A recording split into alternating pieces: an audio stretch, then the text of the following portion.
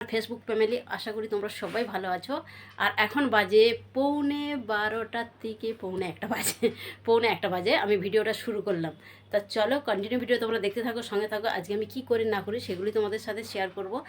তা আমি এখন চলে এসেছি ডিউটির থেকে বাড়ি, এসে সবে চা খেয়েছি। চা খেয়ে ভাত বসিয়ে দিয়েছি। ওই দেখো আমার গ্যাসের হাঁড়ি, মানে ভাত ওই যে বসে গেছে। আর আজকে সেলিম দাদার 50কে উপলক্ষে আজকে খাবো চিকেন, ঠিক আছে? তা চলো আমি আজকে চিকেন রান্না করব।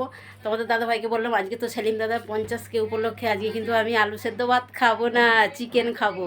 তা চিকেন এনে দিয়েছে। তা চলো কীভাবে রান্না করি না করি এগুলো শেয়ার করবো। তার সাথে সাথে আর এই দেখো জামা কাপড় কেচেছিলাম সব, আজকে রোদ্দুর হয়েছে একদম ফাটাফাটি, ঠিক আছে? জামা কাপড় তুলে এনেছি, রেখেছি ভাঁজ করবো বলে ঘন্টুর বাচ্চা এসে ওর মধ্যে এই দেখো শুয়ে পড়েছে, এই দেখো।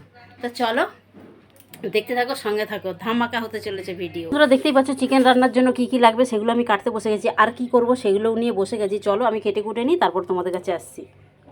তা সব কাটাকুটি করে নিয়ে চলে এসছে। এখানে আছে পেঁয়াজ, টমেটো, আদা, রসুন আর দুটো গোটা রসুন নিয়েছি। আর এখানে আছে আলু, মাংস হবে তার জন্য আলুটা কেটে নিয়েছি। আর এদিকে চিকেনটা নুন হলুদ মাখিয়ে রেখে দিয়েছি। আর হবে বেগুন ভাজা। আর এদিকে আছে ভেন্ডি সেদ্ধ। আর এই যে আমার ভাতটা হয়ে গেছে, ভাতের সাথে একটা আলু দিয়েছি। এখন আমি কড়াইটা বসিয়ে দিয়েছি। তা দেখতে পাচ্ছি এদিকে ভাতটা আমি নামিয়ে দিয়েছি। আর এদিকে কড়াইয়ের মধ্যে তেল দিয়েছি, বেগুনটা আমি আগে ভেজে নেব। তেলটা গরম হয়ে গেছে।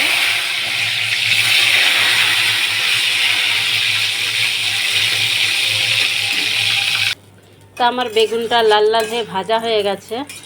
এবার আমি বেগুনটা নামিয়ে নেব। এই তেলের মধ্যেই আমি মাংসের আলুটা ভেজে নেব। তো আমার লাল লাল করে আলুটা ভাজা হয়ে গেছে। এবার এই তেলের মধ্যে আমি দিয়ে দেবো পেঁয়াজ আর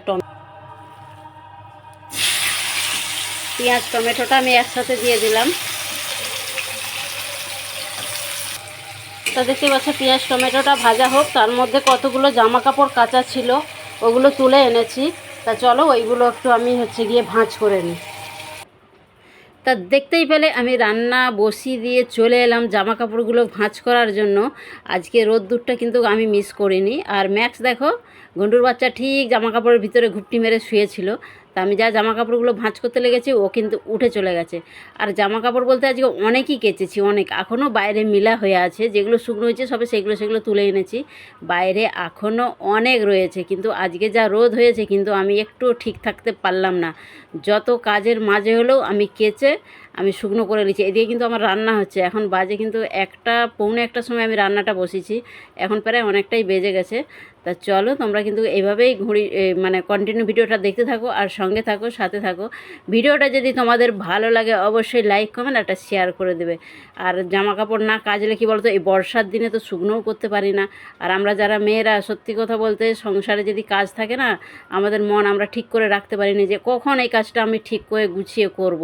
এরকমই আমার মনে হয়, আমার মনে হচ্ছে সব মেয়েদেরই আমার মতোই মনে হয়। কেননা আমি তো জানি মেয়েরা অনেক নিজেদের সংসারটাকে নিজেরা অনেক ভালোবাসে, প্রত্যেকটা মেয়ে। তা জামা কাপড়গুলো ভাঁজ করে চলে এলাম। আর পেঁয়াজ টমেটোটা দেখো আমার প্রায় ভাজা ভাজা হয়ে গেছে। এর মধ্যে আমি এখন দিয়ে দেবো আদা রসুনটা, আর একটু ভাজা হয়ে গেলে তারপর। তা বন্ধুরা দেখতেই পাচ্ছ আমার চিকেনটা কষা হয়ে গেছে। আর আমি ভিডিওটা পুরোটা কন্টিনিউ করতে পারলাম না, একটা কাজে আমি ব্যস্ত হয়ে গেছিলাম। তা এখন ভাবলাম যে চিকেনটা যখন কষা হয়ে গেছে একটু দেখাই। আর এদিকে করেছি ভেন্ডি আলু সেদ্ধ, এটা তো সবার ফেভারিট জিনিস। আর বেগুন ভাজা করেছি, আর ভাত করেছি, আর চিকেন কষা। তা চলো আমি একটু জল দেবো এই চিকেনটার মধ্যে। এখন জলটা দিয়ে একটু কষা কষা করবো মোটামুটি।